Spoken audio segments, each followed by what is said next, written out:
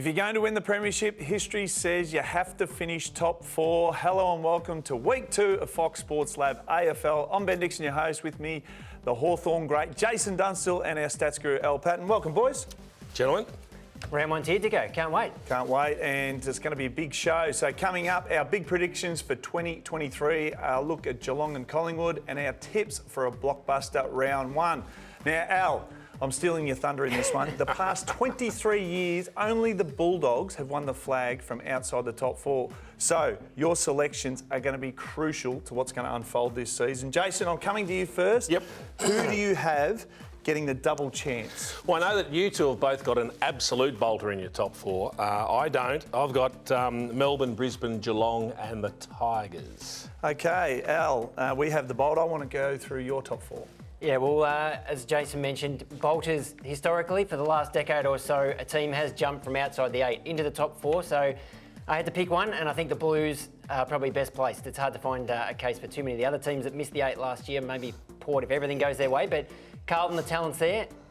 Will it all come together? Yeah, I'm with you. I've got Carlton in there, so Geelong, Melbourne, Carlton and Collingwood. I know you have the Lions in there. Very bullish for you, having them second pick. Well, I wouldn't have thought so, given they were roundabout last year and they've recruited well. I don't think it's a huge connection to actually link them to the top 4, Diggo. I was just trying to land a blow, the one you landed on me last week.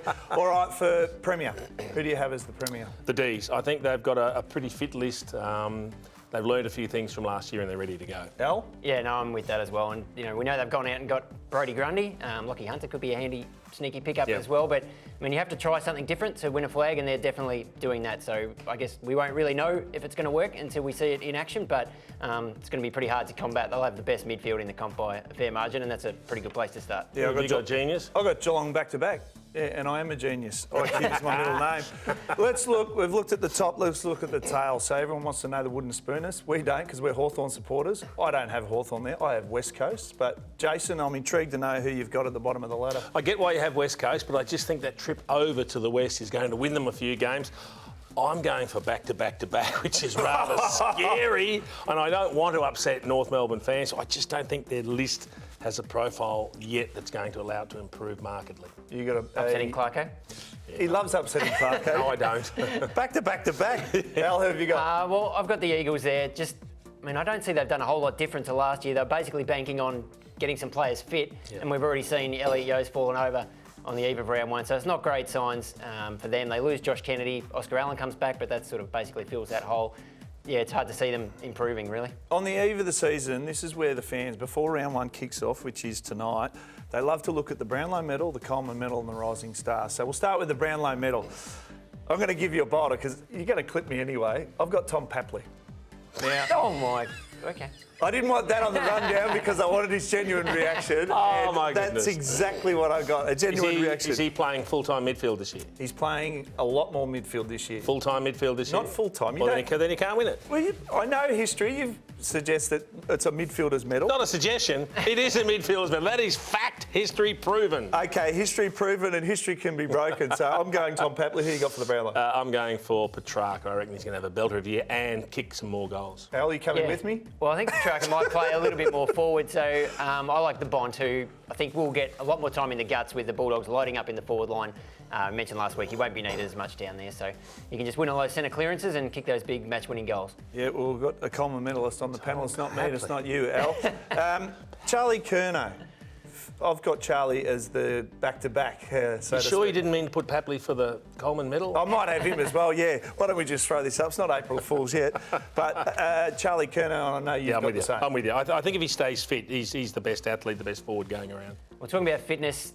Curnow pipped Tom Lynch for the Coleman last year, but on average goals per game, Lynch actually slightly edged him out, but he played, I think, 3 fewer games. So might start a little bit slowly, Tommy, because he's had an interrupted pre-season, but if he can get going, I think he can maybe claim that medal. What about the Rising Star? So we've got Will Ashcroft, we've got Finn Callaghan, and as we look at it now, I think we're pretty sold on Will Ashcroft. We're going to see some great young names playing the game this year, but the buzz around Will Ashcroft and everything we've seen so far just suggests he's going to make an impact, isn't it? Yeah, I mean, I looked through the list of the top contenders and trying to think if I could make a case for someone to beat Will Ashcroft, but it's really hard. I mean, he's obviously dominated at junior level, and he played 3 games last year in the VFL against senior opposition, and he averaged 27 disposals and 5 tackles. So he's just going to step in and be ready to go from day one. All right, hopefully you enjoyed our fighting off the first and hopefully enjoyed our casting of the crystal ball on what's going to happen in 2023. Footy is life. It's loyalty, rivalry, love and pain. Footy is everything. That's why we've made a betting brand for footy fans. That's better. Gamble responsibly.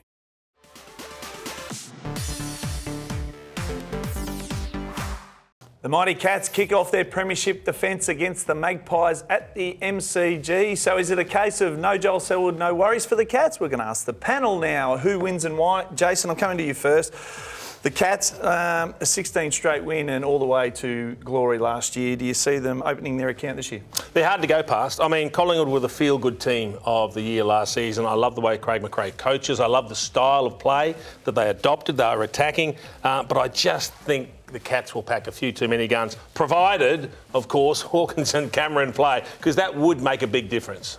Yeah, well, we might see a slightly different look for the Cats, Yep. Especially if those two don't get up. I think Jeremy Cameron's wife expecting a baby at any moment, so we're not sure what's going to happen there. But yeah, I think they're just so professional. We know the Cats. I think I can back them in to get the job done. What about, they went down in a qualifier by 8 points, Collingwood, so they were right up to the fight with Geelong. McStay comes in, Tom Mitchell through the midfield. You've been critical of their ageing midfield. Do you think it's... No, I'm just saying I don't think there's a lot of improvement left in them. Now, do Mitchell and McStay improve them? Well, I'm yet to see what McStay's going to do for their forward line. And their forward line, again, is where I see their biggest issues. They're going to rely heavily on Jamie Elliott to kick them a heap of goals. I know Brody Mychek works hard. He's a terrific player, I think. But I just worry about their ability when they need to rely on players in the forward 50 to get the job done. What about, I'm going to ask you about Geelong. Say Cameron misses, wife has a baby, and as Jason alluded to, Tom Hawkins doesn't play. Can they still win? Well, I think they can. I think I saw Mark Blicavs saying he might have to play forward. They've got a few recruits. They got Henry from the Pies. That'd be an interesting, There will be one. little heated matchup if he has to play down there. One guy that I'm really looking forward to watching is Nick Dacos. We saw him, he was unbelievable last year, and he had 25 and 26 touches in his 2 games against the Cats last year. Got a bit of attention in the pre-season, which was a bit rough, but I think he'll really enjoy the freedom on Friday night and could go out and rack up a big total. All right, this is the first time, the only time all year that we're going to agree. So that's 3 from 3 from the panel, picking the Cats.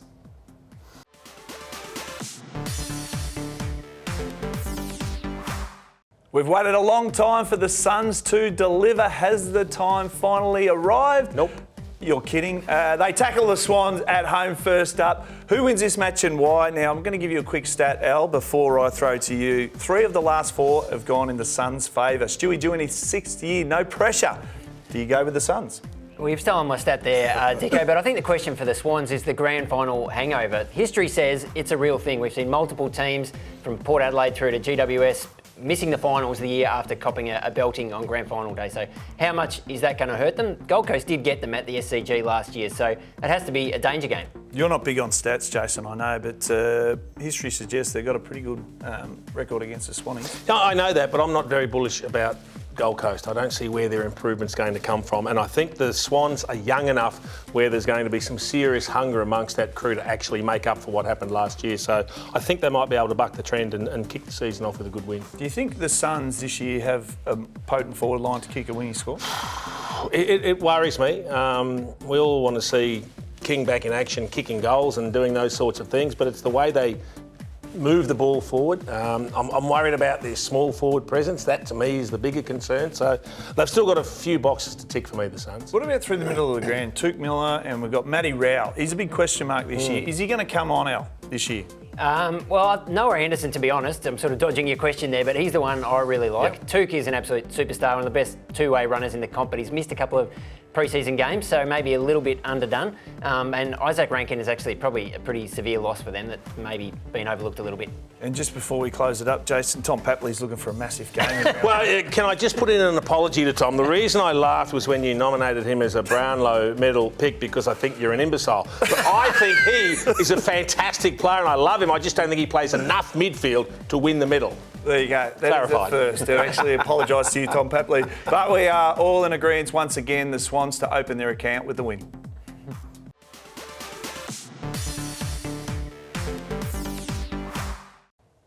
Ross Lyon is back in the coach's box and his Saints take on Fremantle at Marvel Stadium in round 1. Jason, are we sensing a fairy tale comeback for Ross the Boss? Oh, it's going to be an interesting day because he's coaching against a team that he's coached before as well.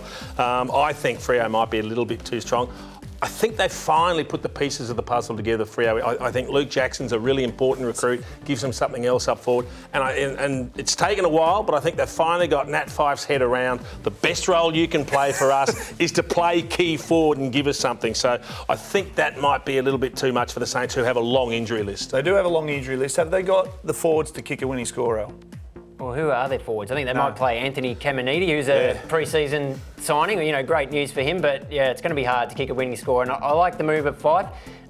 We know he can win contested ball down there, and his goal kicking has always been a bit iffy, but maybe it's not as bad as people think. He's had a more than 50% ratio every year except for one. I think he kicked 621 in 2021. So if he can improve on that, he can be a real weapon for the Dockers down there. How big an impact, Jason, in terms of he comes in, he wants to implement his own game plan. Yep. It takes time, doesn't it?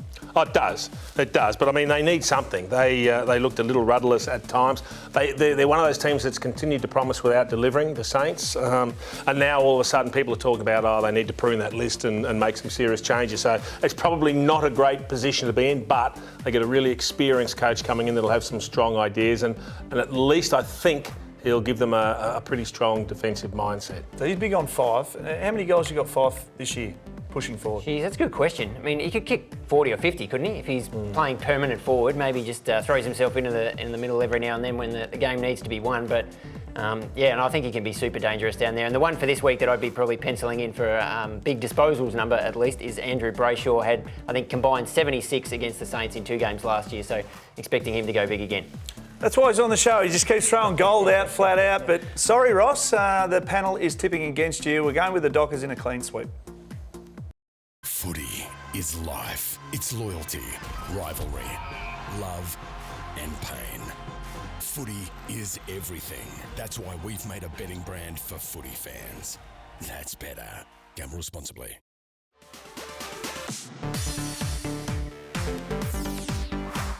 Welcome back. This is the segment in which big reputations will just keep getting bigger. It's time for our round 1 tips. We've all picked the Cats to defeat the Magpies, so let's start with a rematch of the grand final in 2021 with the Demons taking on the Bulldogs.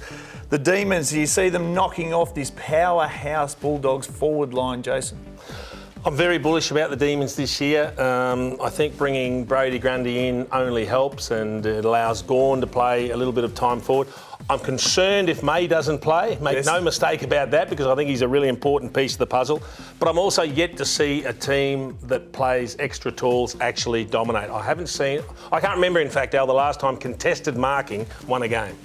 I mean, individuals, yes, but like trying to stack 3 or 4 of them in the one forward line. I mean, you're the expert at that. How would you feel if there was another 3 or 4 guys there jumping against you? Yeah, well, there's a couple of things involved. A, do you get enough of the footy? But B, is there enough defensive pressure when the ball isn't marked? And how's it going to rebound out of that defensive 50? So it's going to be interesting to watch. They're going to be the hardest working small forwards in the comp, whoever the Bulldogs have down there. And they've got some injuries in that. Correct. Well, Wakeman's not there, is he? Yeah, and even Arthur Jones was a little bit of an excitement machine in the pre-season, and he's not available. So I love how you threw that out there, Al. You know what it's like to compete against people in the forward line. Do you know what his instruction was? Get out of the forward line, give me all the room, and I'll kick you 100 goals, because I'm the man, he used to say. I never said that at all. All the time. All right, quick tip. So you going with the Ds? Yeah, I like the Ds as well. I think, the midfield, it's going to be a bit of a shootout. We know there's some guys in there who can get some massive numbers. And you mentioned Petrarca early. He had 38 disposals and 2 goals against the Dogs in round 1 last year. So I reckon he can go massive again. All right, we're all going with the Ds. Let's look at Port Adelaide versus the Lions on Saturday afternoon, Adelaide Oval. You're bullish on the Lions. Do you see them winning this one? Well, and I think they've got a really good record against Port as well. They've won the last 5 against Port. I think they travel okay. So even though I think there's a bit of pressure on Port and they need to do something this season under Ken Hinkley, I am bullish about the Lions. I think they've recruited really, really well. I think Gunston gives them a little bit of organisation up forward. I love Dunkley in the midfield. We've all spoken already about Will Ashcroft, how he's going to be. I think they've got a pretty fit list as well, even though Zorko's not playing. But I love what they're bringing to the table. I think they'll be too good. So Port Adelaide last year opened their account 0-5. Al, do you think they're going to open their account with a win? No, but That was a long no. The big move for them, I mean, and it was in round 5. I think at half time they moved Connor Rosie into the midfield. He'd been playing sort of stuck deep in the forward line, and from then on he played as a pure midfielder, averaged 25 disposals a game for the rest of the season. So I expect he'll be in there from day one this time. So that will definitely help them, and I'm backing him. I love the way he plays, but I think the Lions in this one. What about Horn Francis? What impact do you expect him to have? Yeah, it's a big unknown, isn't it? Yeah, I mean, he's exciting, but he does give away a lot of free kicks, so be interesting to see how he goes. All right, is this an early look for the wooden spoon? I hate to say that. Yeah, I know you were going to turn to me as a Hawk. That's okay. So the Hawks take on the Bombers Sunday afternoon at the G. I've got the Hawks winning, albeit that Luke Bruce down there running a daycare centre with all these kids around. But are you going with the Hawks? I'm going with the Hawks. I'm genuinely worried about this one. We all know that we passionately dislike the Bombers. That's just the way we roll here. And look, pressure's on them to deliver as well. Their first game under Brad Scott. How's that going to go?